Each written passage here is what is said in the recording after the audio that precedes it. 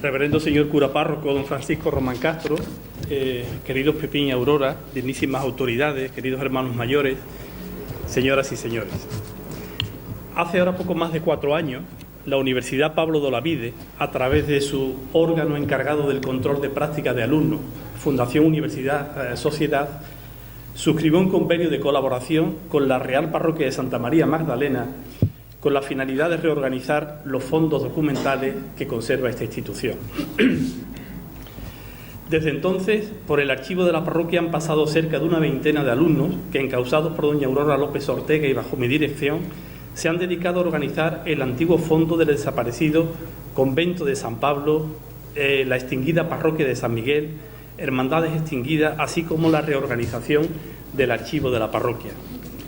La primera organización de este archivo, como sabemos, fue realizada bajo la dirección del profesor Morales Padrón en la década de los años 80 del pasado siglo. En el inventario que antaño se publicó como resultado de dicha organización, no figura ni el fondo de la extinta parroquia de San Miguel ni el fondo del convento de San Pablo, porque en aquellos años no se había incorporado al patrimonio documental de la parroquia, al encontrarse esta masa documental abandonada en una de las dependencias dedicadas a sacristanía. Por tanto, la documentación con la que estamos trabajando se trata de documentación suelta, que en aquellos años quedó prácticamente olvidada, por la razón que acabo de reseñar, y que a raíz de esta labor ha permitido conformar importantes series documentales como pleitos, escrituras de arrendamiento, escrituras de diferentes patronatos, constitutivos todos ellos de esta parroquia, que a buen seguro constituirán una buena fuente de la que podrán extraer información numerosos investigadores. Esperemos que pronto puedan ver la luz sus correspondientes inventarios. La Universidad Pablo de Olavide se ha convertido en un referente en materia de organización de archivos en los últimos años. La Fundación Cajasol suscribió con ella el último convenio para la organización de archivos de hermandades. Fruto de ese convenio fue la organización del archivo de la Hermandad Sacramental de esta parroquia, en cuyo fondo se localizó un libro de la Hermandad del Rosario, hoy custodiado por la Hermandad de Montserrat, que nos revela la pertenencia de Murillo a esta hermandad. Por ello resulta casi obligado que desde la universidad nos sumáramos a esta iniciativa de la parroquia para escudriñar en sus fondos documentales los momentos vividos por las familias del pintor como feligreses de la parroquia de Santa María Magdalena. Y para ello, de todas esas personas que han trabajado en la organización de estos fondos, posiblemente sea Aurora la que con más tenacidad haya insistido en resaltar la presencia y la huella que la familia de Murillo ha dejado en los fondos documentales de esta parroquia. Por eso, Aurora, te cedo la palabra. Muchas gracias, y agradecer en primer lugar a esta Real Parroquia de Santa María Magdalena, así como a su cura párroco don Francisco Román Castro y a José Aldón Reina, ambos por su apoyo incondicional en esta labor que desempeñamos de reorganización. Agradecer también a José María Cordón, sacristán de esta parroquia, por su paciencia con nosotros, por el trasiego de libros y legajos que a veces llevamos y que con toda seguridad perturbamos su trabajo. A mis queridos alumnos colaboradores que hicieron sus prácticas externas aquí en el archivo y a los que se han quedado voluntariamente y que están aquí presentes, María Ángeles Moreno Ortega, Francisco Moreno Rodríguez y Marina Guerra Rodríguez. Y en especial a mi maestro y amigo, don Antonio José López Gutiérrez, que depositó su confianza en mí para llevar a cabo esta magnífica y apasionante empresa. También agradecer a los representantes de las diferentes hermandades ubicadas ya en esta mi parroquia y a todo el público por su asistencia. Nuestra parroquia es conocida sobre todo por contar en su sección de libros de bautismo con la inscripción del bautizo de Bartolomé Esteban Pérez. Debió nacer en los últimos días de 1617, pues fue bautizado el 1 de enero de 1618. Como era lo habitual en la época, no se tardaba mucho en administrar el bautismo a los recién nacidos. Era el menor de 14 hermanos, hijo de Gaspar Esteban, un acomodado barbero, cirujano y sangrador, al que en alguna ocasión se le daba el tratamiento de bachiller.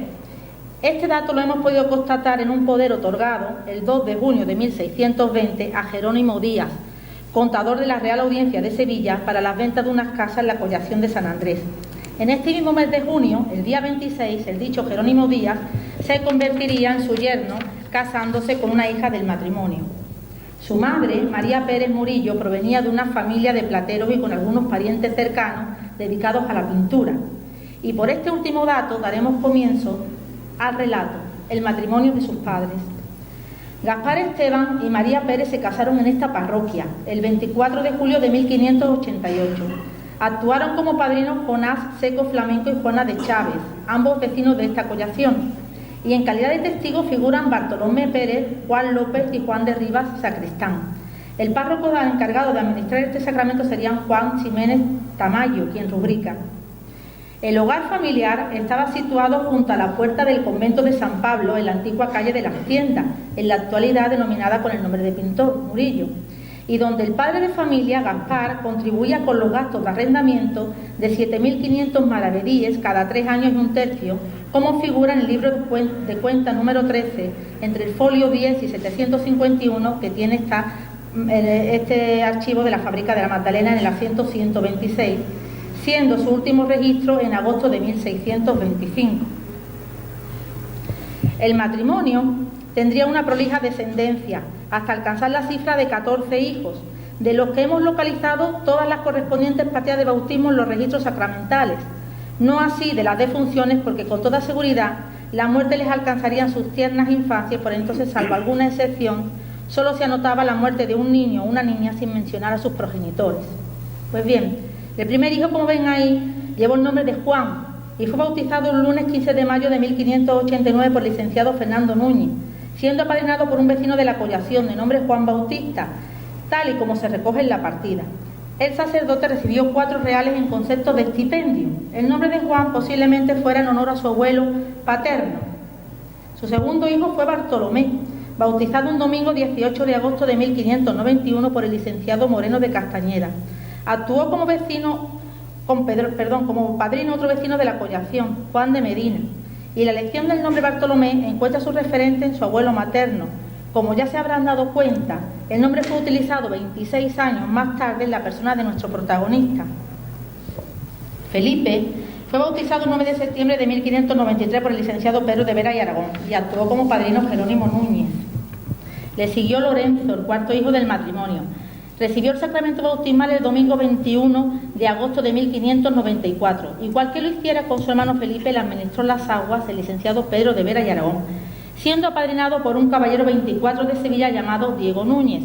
Como sabrán ustedes, los caballeros 24 eran unos cargos equivalentes a los de regidores o concejales, que estaban asociados a la nobleza o a la oposición social de quien los ostentaba. Les he puesto ahí una imagen, el famoso y conocido grabado de Nicolás León de Gordillo, donde se ve detrás de la pareja de los maceros a los caballeros 24 portando los cirios en la procesión del Corpus Christi. La primera hija del matrimonio y quinta en descendencia llevó por el nombre María y recibió las aguas bautismales de manos del licenciado Rodrigo Ñáñez un domingo 8 de febrero de 1597. Fue su padrino Miguel Fernández, vecino de la collación. Y María debió fallecer pronto, porque como veremos más adelante aparece una nueva hija con el mismo nombre. A María le siguió Juana, que iba a llevar el nombre de su abuela paterna Juana Mateos, y que fue bautizada el martes 11 de agosto de 1598 por el licenciado Rodríguez de Guevara. Y su padrino un vecino de la collación, el doctor Pedro Delgado de Zamora. Como curiosidad, hacer notar que es la primera vez que el matrimonio aparece como vecino de la collación de Santa María Magdalena. Baltasar fue bautizado el 20 de enero de 1601 por el licenciado Fernando de la Torre y actuó como padrino otro vecino de la collación de nombre Jorge Fernández. El domingo 10 de noviembre de 1602 se bautizaría el octavo hijo del matrimonio, al que le pusieron por nombre Jacinto. Le administró el sacramento el licenciado Gonzalo Jiménez y fue su padrino el doctor Juan Bautista León. En esta partida se vuelve a insistir el hecho de que todos son vecinos de la collación. Ana, novena hija del matrimonio, fue bautizada el domingo 7 de marzo de 1604 por el licenciado Juan de Castellanos. Fue apadrinada por Alonso Sánchez Gordillo, más conocido por el abad Gordillo, abad mayor de la Universidad de Beneficiados de la ciudad, que como sabrán ustedes estaba en San Juan de la Palma. Sus obras son muy conocidas en parte gracias a la labor del canónigo don Ambrosio de la Cuesta y Saavedra, que rescata los escritos del abad del archivo de dicha universidad y los manda a copiar a principios del siglo XVIII. Como verán en la diapositiva, les he puesto la rúbrica del abad en un artículo que Santiago Montoto publicó para ABC en 1944, cuando se celebró el 300 aniversario de la muerte del abad. En Ana nos detendremos más adelante como pieza fundamental en la vida de nuestro artista. La 10ª hija llevaría por nombre María, el mismo nombre que llevó la primera hija del matrimonio. y todo hace suponer que sería impuesto en recuerdo a aquella otra hija. Fue bautizada un lunes 4 de septiembre de 1606 por el licenciado Juan de Adame y apadrinada por Francisco Galán, vecino de la Collación. De su matrimonio, 14 años más tarde, hablaremos a posteriori. José, un 10º hijo, fue bautizado el viernes 27 de febrero de 1609, al igual que su hermana por el licenciado Juan Adame, y apadrinado por Vasco de Perea. Este personaje bien pudo tratarse del pintor Vasco de Perea, que intervino junto con Antón Rodríguez en el ensamblaje del retablo de la Quinta Angustia. Úrsula fue el nombre elegido para la quinta de las hijas y la 12ª en el número de hijos. Un lunes 14 de mayo de 1612 fue bautizada por el licenciado Fernán Gil Varo y apadrinada por Francisco de Ortega. Al igual que indicábamos antes en el caso del apadrinamiento de su hermano José, dada la vinculación de su padre Gaspar con la profesión de medicina, este padrino, Francisco de Ortega, bien podría tratarse del boticario, autor de la obra Directorio de Boticario, y que María Teresa López Díaz nos relata y nos lo menciona en su obra La profesión farmacéutica en Sevilla durante el siglo XVII.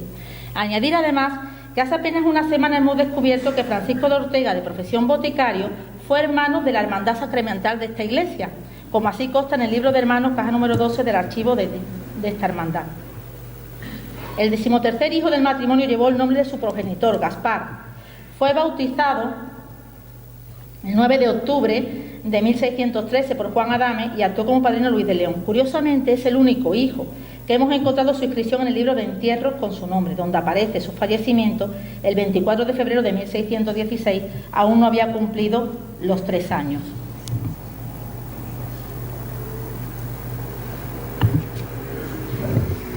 Y llegamos al 14º en orden y el último hijo de Gaspar Esteban y María Pérez, el maestro Bartolomé Esteban Murillo. Murillo, que luego cambiaría su apellido por el de su abuela materna, Elvira de Murillo, y más adelante veremos cuál fue el origen de este cambio. Nuestro personaje, como hemos dicho anteriormente, debió nacer en los últimos días de 1617 porque se bautizó un lunes, 1 de enero de 1618, y da la coincidencia que este próximo año de 2018 también será lunes, con lo cual se harán los 400 años justos de su bautismo, que por otro lado es el primer documento que tenemos de su existencia. El encargado de administrar el sacramento fue el licenciado Francisco de Heredia, actuando de padrino Antonio Pérez. En el mencionado libro encontramos una hoja suelta, que ven en la pantalla, en la que a posterioridad al asiento se quiso copiar el texto del registro, incluso emulando el tipo de escritura y la distribución del texto. ¿Cuándo pudo elaborarse esta nota? Casi con toda certeza nos atrevemos a indicar que a finales del siglo XIX, por el hecho de que al pie de la misma figura una resta de la cifra de 1618, año de bautismo del pintor, sobre otra, 1893, en la que se conmemoró el 275 aniversario de su bautizo. Es por ello que presumimos que fue alrededor de dicha efeméride cuando debió confeccionarse esta curiosa nota inacabada. También les he puesto arriba como curiosidad que en un libro de bautismo encontramos en 1569 el estreno de la Peana de la Pila, un bautismo de una niña María que nada tiene que ver con la familia Murillo, pero como se lo he puesto ahí para que vean todo lo que se puede hallar en un libro de bautismo. De la infancia y de la juventud del pintor existen pocas noticias, pero intentaremos a través de algunos de los documentos que alberga nuestra institución poder descifrar de algún modo qué tipo de vida con feligrés llevó junto a su familia, cómo la religiosidad de los Esteban Pérez y demás agregados por casamiento sobre todo, también fue usada como una herramienta de acción social para con sus paisanos. La vida de los Esteban Pérez, como hemos ido viendo, estuvo marcada por la temprana muerte de algunos de sus hijos, pero además hubo un hecho que asoló la ciudad y que en esta ocasión resultó bastante trágico, hecho que hemos encontrado relatado en un libro de bautismo, el número 17 en concreto, en el folio 580 recto, donde dice: en este año de 1626, en 25 de enero, entró el río en Sevilla. Aunque está un tanto ilegible, lo que sí hemos podido transcribir de ella es que además de anegarse una veintena de iglesias y otros tantos de conventos, relata que en 29 de enero entró una barca en la iglesia de la Magdalena hasta el altar mayor con 15 personas dentro y cercó a 3 de ellas. Estuvo anegada desde el 25 de enero hasta el 22 de febrero y que las calles, casas, iglesias y alamedas quedó de esta manera y en 15 días no se pudo conocer la ciudad. Al margen izquierdo aparece otra anotación donde dice que al Santísimo Sacramento salió por toda Cantarrana. Cantarrana era una antigua calle de esta collación. Y se llevó al doctor Juan Mejías en una barca a la cestería de las Descalzas, porque en la iglesia no se podía entrar. Habla también el relato cómo 26 carretas de bueyes entraron para transportar los enseres y que el asistente de esta ciudad era el doctor Fernando Farina y el diputado proveedor don Bernardo de Rivera. A continuación, el niño Bartolomé, con tan solo 11 años, viviría otra trágica situación, que fue la muerte de sus progenitores. Gaspar Esteban fue enterrado en la iglesia de San Pablo el 25 de julio de 1627. ¿Se ha ido? No. ¿Ahora? Vale. Según consta en el libro de entierro de la parroquia, y su mujer, ese mismo año, 9 de septiembre, le dejó pagadas 50 misas por su alma. Su madre fallecería el 7 de enero de 1628, 6 meses más tarde. No había otorgado testamento, según se hace constar en el asiento de entierro de esta parroquia, y hay que hacer notar, como ven en la imagen, que ya figura como María Murillo. ¿Se va? Ahí. Vale, pues voy a poner esto para acá. Es en este momento cuando retomamos la figura de su hermana Ana, que ya antes de nacer el pintor y con tan solo 13 años había contraído matrimonio con Cristóbal Sánchez Carrascoso, concretamente un domingo 3 de diciembre de 1617, en el mismo mes que con toda seguridad nació su hermano pequeño, Bartolomé. Es en este instante donde aparece por primera vez trocado el apellido Murillo, y Ana se hace llamar así en su inscripción matrimonial, como pueden ver, Ana de Murillo. Desconocemos los motivos de este cambio, si bien fue por proximidad a su abuela materna, Elvira de Murillo, o por otro motivo, pero sí podemos apuntar que 2 de los 3 hijos de este matrimonio llevaron como segundo apellido el de Murillo. Luis Sánchez de Murillo fue el primero. Se bautizó también en esta iglesia el 7 de octubre de 1619 y muy pequeño, con tan solo 12 años, pasó a Indias. Tuvo una longeva vida, murió en agosto de 1698 con 79 años y llegó a ser racionero de la Catedral de Quito. Le siguió Tomás o Tomasina Sánchez de Murillo, que también se bautizó en esta parroquia el 18 de marzo de 1621. Su padrino fue Miguel Fernández de Pereira y el licenciado que le administró el Santo Sacramento fue Luis Méndez. Tomasa contraería matrimonio años después, concretamente el 10 de julio de 1644, con un personaje muy relevante e influyente de la Sevilla del 17 y de su época, José de Beite y Linaje, caballero de la Orden de Santiago, que desempeñó tareas en la Casa de la Contratación de Sevilla y en el propio Consejo de Indias. Autor de una de las obras más importantes sobre la Casa de la Contratación, Norte de la Contratación de las Indias Occidentales, que trata del derecho político y judicial, así como del ejército y de la marina. Es este libro un tratado muy relevante para conocer la administración de las tierras y de ultramar. El 6 de noviembre de 1625 de nuevo aparecen unas amonestaciones de su hermana Ana, que debió quedar viuda muy pronto. En esta ocasión se casó en segunda nupcia con Juan Agustín Lagares, natural de Baena, Córdoba, hijo de Juan Lagares y de Francisca Pérez. Tuvo lugar este enlace un domingo 30 de noviembre de 1625. El nuevo domicilio de Bartolomé, junto a la familia creada por su hermana Ana y Lagares, según los padrones de nuestro archivo, se encontraba primeramente en la plazuela de San Pablo y más adelante en la calle Dormitorio de San Pablo, hoy parte de la calle Bailén.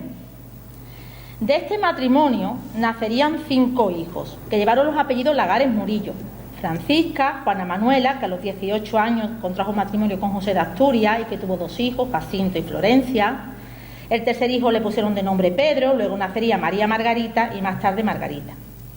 Debió ser el segundo marido de Ana, un personaje bastante conocido en los ambientes sevillanos. Sabemos que fue persona rica y abonada y que tenía, leo textualmente de un documento a India como fiador, que tenía bienes suyos propios, muchos bienes, posesiones y caudal que valen muchos ducados. Podemos constatar por la documentación que recoge en nuestro archivo, tanto en libros de registros sacramentales como en los de fábrica, que ha sido muy habitual encontrarnos con su nombre, como padrino de numerosos bautizos, incluso de hijos de la Iglesia, también como fiador de viajes a India, pero quizás su aportación más relevante a este relato de la familia más próxima al pintor es el siguiente. Aparece como fiador de unas casas arrendadas por Juan del Castillo, maestro de Murillo, en la Collación de San Juan de la Palma, en una escritura de 1639 firmada por el escribano público Juan García, y que entraron en pleito por falta de pago de 400 ducados. Pero hay un dato que nos llamó poderosamente la atención, y es que en este pleito hay una ejecutoria firmada por Blas de Molina, donde se le embarga a Juan Agustín Lagares, leo textualmente, una capa fina de paño negro. Quizás pasara como parte del pago, evidentemente, quizás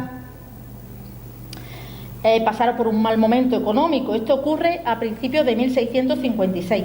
Pero nos preguntamos por qué no recurrió a su hijo, a quien crió como un hijo, a Bartolomé Esteban Murillo. El pintor por estos años tiene ya encargos de la catedral y de varios conventos. Quizás la respuesta la encontramos también en los libros sacramentales de esta parroquia, en dos concretamente. Primero, Ana Murillo fue enterrada el 16 de junio de 1654. Y segundo, Lagares se vuelve a casar el 10 de abril de 1656, por la fecha que he comentado antes del embargo de la capa fina de paño negro, con Ángela de Acevedo, viuda de Diego de Flores. El licenciado que los casó sería Fernando Gallego y sus padrinos fueron Juan Salvador Agüero y Graviel de Ariza. Una nota al pie del registro nos dice que los desposorios no se celebraron en la iglesia, sino en casa de la novia, junto al convento de San Pablo. Además, hay otra anotación donde dice murió el dicho Juan Agustín. El matrimonio apenas duró 6 meses, ya que Lagares fue enterrado en el convento de San Pablo el 20 de octubre de este mismo año. De cualquier modo, y dejando este detalle como una simple anécdota, Bartolomé Esteban Murillo tuvo predilección especial por su hermana Ana, con la que marchó a vivir a la muerte de sus padres junto a su marido, Juan Agustín Lagares, que asumieron su tutoría. María, la segunda hermana del pintor, también contrajo matrimonio y también aparecerá, como ven en la inscripción, como María de Murillo.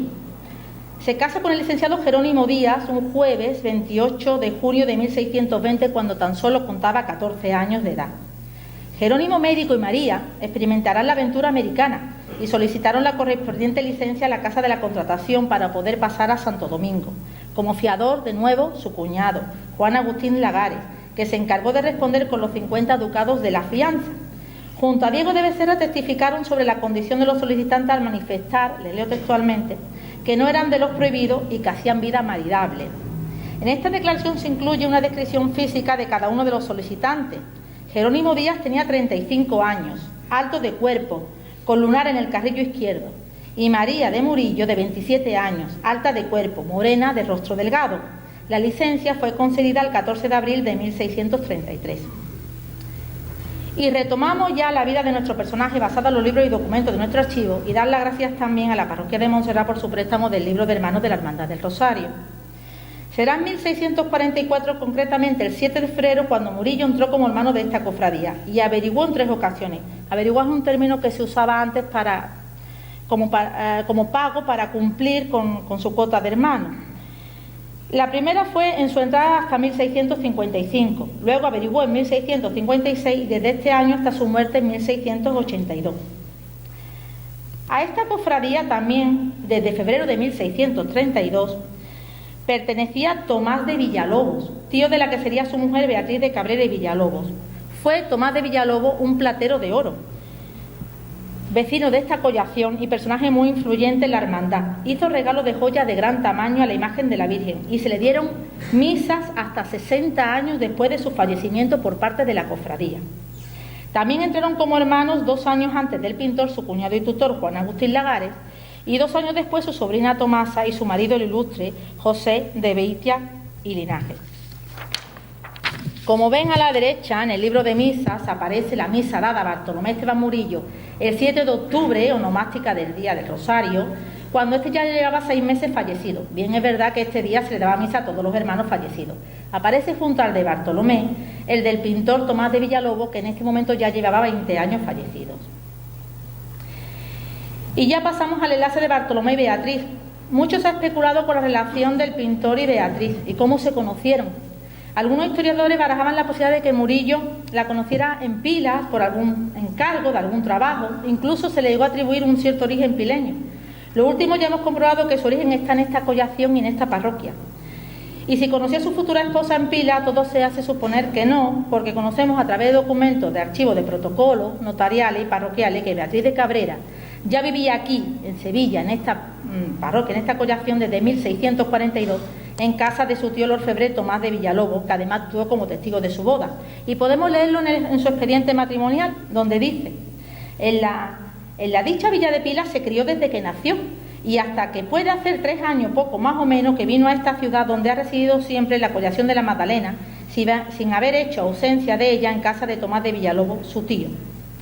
Pudiera ser que la situación económica de su familia fuera la causante de este traslado aquí a la capital, ya que su madre quedó viuda y se casó en segundas nupcias con el alférez Lucas de Mendoza, viudo también como doña Lorenza, la madre de la mencionada Beatriz.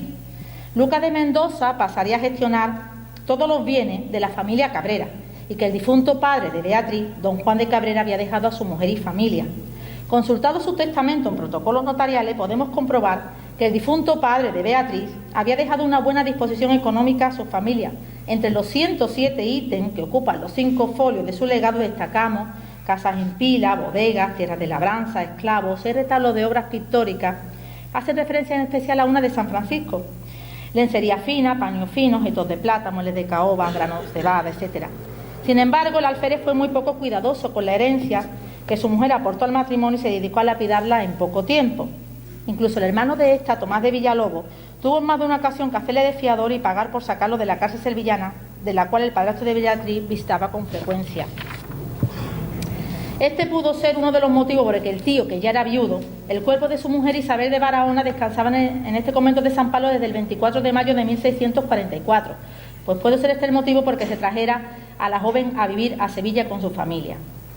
Vivía Tomás de Villalobos en la misma collación que el pintor y su familia. Seguramente, como dice en su obra el historiador Angulo Íñiguez, ambas familias se conocían y en cierto modo pudo haber existido un arreglo matrimonial. Entendemos que el matrimonio para Beatriz de Cabrera, que se casó con 23 años, una edad avanzada teniendo en cuenta la época, las mismas hermanas de Murillo, Ana y María, se habían desposado con 13 y 14 años respectivamente, pues pudiera ser este matrimonio su mejor destino. Mencionar una casualidad, y es que en la inscripción del bautismo de Beatriz en Pila aparece como padrino Baltasar de Barahona, que por ese mismo tiempo firmó contrato con la antigua parroquia de la Magdalena, contrato que hemos encontrado en este libro de bautismo número 15, para el arreglo del retablo del altar mayor. Si retomamos de nuevo el matrimonio, estaremos en disposición de afirmar que la relación con su madre doña Lorenza debió de enfriarse, o su tío Tomás no le dejaría o no le permitiría visitarla con frecuencia, quizás debido a la vida licenciosa de su padrastro, porque doña Lorenza, su madre, murió 8 días más tarde de las amonestaciones de los novios, que como ven ahí fue el 1 de enero y ella murió el día 9. Sin embargo, el enlace siguió su curso y no hubo periodo de luto. Otro impedimento, y no el fallecimiento, provocó un cierto retraso en contraer este enlace. En este periodo de tiempo, todos los contrayentes debían pasar por las dependencias del provisor arzobispal para jurar que contraían matrimonio sin tener presión por ninguna parte. Un lunes 6 de febrero de 1645 fueron citados. El pintor llevó como testigos a los tíos de su novia, Tomás de Villalobos y Francisco de Villalobos, y juraron ante el provisor Cristóbal de Mantilla. Beatriz juraría ante el fiscal del juzgado arzobispal, licenciado Antonio de Flores. Su juramento fue el habitual. Sin embargo, el fiscal interpretó que la novia iba forzada al matrimonio y en sus alegaciones así hizo constar, les leo textualmente, que se encontraba la doncella con cierto afligimiento y entonces decidió quedarse con ella a solas, y ésta le confesó que iba al matrimonio en contra de su voluntad. Él le preguntó si quería contraer el matrimonio y ella, llorando, le dijo que no. No cabe duda que en primera instancia se denegó la solicitud de la pareja para casarse, pero algo debió ocurrir, porque 7 días más tarde, es decir, el 13 de febrero, en esta ocasión, solo fue llamada Beatriz, que juró ante el provisor Cristóbal de Mantilla, que dio por bueno su alegato y formalizó la documentación, dando licencia para que se pudieran casar 13 días más tarde. El matrimonio, como ven ahí, formado por Bartolomé y Beatriz, se formalizó el 26 de febrero de 1645, como consta en el libro de matrimonio número 11, folio 163 recto, donde dice que en domingo a 26 días del mes de febrero de 1645, yo, el licenciado Juan Vivas y Reynoso, cura de esta parroquial de Santa María Magdalena de Sevilla, habiendo presidido las amonestaciones conforme a derecho y en virtud de un mandato del presente juez de la Junta de Procesos y por palabra del presente, hicieron verdadero matrimonio de Bartolomé Esteban Murillo, natural de esta ciudad, hijo de Gaspar Esteban y María de Murillo. con Beatriz de Cabrera y Villalobos, natural de la villa de Pilas, hija de Juan de Cabrera, maestro mayor, y doña Lorenza de Villalobos. Fueron sus testigos el licenciado Manuel Fernández, el licenciado Juan Morán de Torres, abogado de la Real Audiencia de Sevilla, y Tomás de Villalobos y otros muchos. Firmo, fecha, ut supra. Se encuentra también al margen izquierdo la inscripción de la velación. La velación era un acto, la misa de velación es un acto que se hacía pasado unos meses después del matrimonio, sobre todo para propiciar que los hijos de la pareja casada se educaran cristianamente, entre otras cosas. La anotación dice lo siguiente: velados a 6 días de septiembre de 1645 fueron sus padrinos José de Beitia y Linaje y Tomasa de Murillo, su sobrina y el marido de esta, casados también un año antes que él y Beatriz. Bartolomé, Esteban y Beatriz de Cabrera tuvieron 10 hijos, pero solo 2 se bautizaron en esta parroquia de Santa María Magdalena. Ello se debió al traslado de la familia a otras collaciones. Su primer descendiente fue una niña de nombre María, como ven ahí en la imagen, bautizada un 24 de marzo de 1646 por el párroco Juan Vivas y Reynoso y apadrinada por Jorge de Cuadros. José Felipe sería el nombre elegido para su segundo hijo, que fue bautizado un lunes 13 de mayo de 1647 por el licenciado don Jerónimo Raúl, y el padrino, el tío de la madre, Tomás de Villalobos. Hemos encontrado también un apadrinamiento del maestro Murillo, que debió de ser o antes de su marcha a otra collación, a la de San Isidoro, o quizás volviera para bautizar a esta niña de nombre Teresa, hija de Andrés de Guzmán y de María de Soto. Fue un jueves 27 de febrero de 1648. En septiembre de ese mismo año sí tenemos constancia, por los padrones que hay en la parroquia de San Isidoro, que ella vivía allí, pero antes no. Le seguirían Isabel Francisca y José. José fue el padrino de José fue el ilustre Miguel de Mañara. Respectivamente se bautizaron los dos en 1648 y 1650 en la collación, en la parroquia de San Isidoro, donde se había trasladado el domicilio familiar a la llamada calle Corral del Rey, actualmente con el mismo nombre. Dice el padrón que conserva la parroquia que las casas estaban situadas en la acera de enfrente de la propia calle, y hacer constar también como curiosidad que eran vecinos su sobrina Tomasina y su marido José de Beitia y Linaje. Le siguió la parroquia de San Nicolás, donde la familia se mudó en 1651. Allí bautizaron a Francisco Miguel, también apadrinado por Miguel de Mañara, Francisco Gaspar, por Tomasa de Murillo y José de Beitia y Linaje, y Francisca María, que tuvo como padrino a don Pedro Torrado de Guzmán, teniente contador de averías de la Casa de la Contratación y vecino de la collación de Santa María la Mayor. Francisca María ingresaría más tarde en el convento dominico de Madre de Dios. Y por último, Graviel, bautizado en marzo de 1657, único hijo que marchó a Indias y que ejerció de gobernador en Ubaque, Bogotá, que se casó con Antonia López Nieto en 1681 y nació su hija, su única hija, María Murillo López, en 1685, de la que estamos trabajando últimamente y que ya tenemos un nuevo dato, y es que contrajo matrimonio en 1729 con un mercader de Santa Fe. Es, por otra parte, la única vía posible para extender la genealogía del pintor. De nuevo, el pintor y su familia se cambiaron de domicilio, esta vez a Santa Cruz, y allí bautizarían a su hijo Gaspar en 1661, que llegó a ser canónigo de la Catedral de Sevilla. Un nuevo traslado esta vez a San Bartolomé, donde habrá 2 nuevas inscripciones en los libros de registro.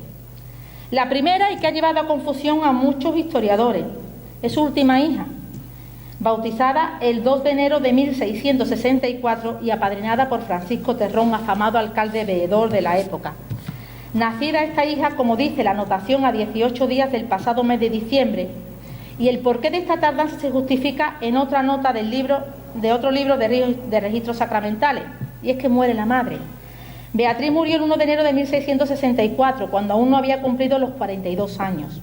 Y coincidencia paradójica que ese mismo día, 1 de enero de hacía 46 años, que en nuestra parroquia de Santa María Magdalena se bautizó su marido, que debió quedar muy entristecido por la muerte de su mujer, ya que no contrajo matrimonio alguno en los 18 años que siguió viviendo el pintor. Es decir, la niña fue bautizada al día siguiente del entierro de su madre. Dice la inscripción: el 1 de enero de 1664 se llevó a enterrar en esta iglesia de San Bartolomé, al convento de San Pablo, el cuerpo de doña Beatriz de Cabrera, mujer de Bartolomé Murillo, derechos de fábrica, capa 3 reales, ciriales 6 reales, doble 2 reales. Se le dijo la misa de cuerpo presente. ¿Por qué con anterioridad les he dicho que hay un dato que lleva confusión a los historiadores? Algunos dicen que solo tuvo 9 hijos si no contemplan a esta última, y otros la nombran como María, y todo tiene su explicación en el testamento de Beatriz Cabrera, que puede ser consultado en el archivo de protocolo de aquí, de Histórico Provincial de Sevilla, donde dice Beatriz, cuando hace el testamento, que a la hija que he tenido, que quiere que se le llame María y que cuenta con unos pocos días, se le deje parte de su legado. Nosotros no contábamos con el dato exacto del nacimiento de esta última hija. Fuimos al archivo parroquial de San Bartolomé buscando una María, por las fechas que barajamos. Por supuesto no encontramos a ninguna María, pero sí a Beatriz María. Como pueden ver en la imagen, el pintor no cumplió en totalidad con la voluntad de su querida mujer, o bien cambió de opinión y se lo puso de segundo. Otras cuestiones a destacar es que el testamento de Beatriz nombró de albacea al marido de su sobrina, el ilustre José de Beiterinaje, personaje muy presente en la vida de Murillo, como verán, y como testigo a Francisco Terrón. Y por último, y más importante, la afinada pidió ser enterrada en la capilla donde se encuentra Santa Úrsula, en el convento de San Pablo, lugar donde hoy presta su servicio a los feligreses en nuestra parroquia de Santa María Magdalena, el mismo lugar donde hoy se encuentra la pila bautismal donde le fueron echadas las aguas a su marido y a 2 de sus hijos, a sus cuñados, a sus sobrinos, etcétera. Donde según la voluntad de Beatriz de Cabrera también reposarían sus restos. No tardaría mucho el pintor en volver de nuevo a Santa Cruz, donde vivió hasta su muerte el 3 de abril de 1682. Para concluir, diremos que la vinculación con la parroquia de la Magdalena y con la propia Collación siempre estuvo muy presente en la familia del pintor, y así lo demuestran los padrones que conserva este archivo parroquial. Nos resultó bastante curioso el dato que, una vez fallecido el padre, Bartolomé, pues su hijo Gaspar, canónigo de la catedral, decidiera venir aquí otra vez a la Collación a vivir con su prima Tomasa de Murillo, viuda de José de Beitia, que tras el fallecimiento de este dejó su casa en la Collación de Santa María la Mayor para vivir aquí en la calle o callejuela que llaman de los catalanes, hoy la actual calle Alvareda. Y por último, usar una frase de mi estimado Antonio, cuando dice que Bartolomé Esteban Murillo no dejó ninguna obra pictórica aquí en su parroquia, pero esta sí conserva en su interior este importante acervo documental que refleja el paso de su familia por esta feligresía. Muchas gracias por su atención.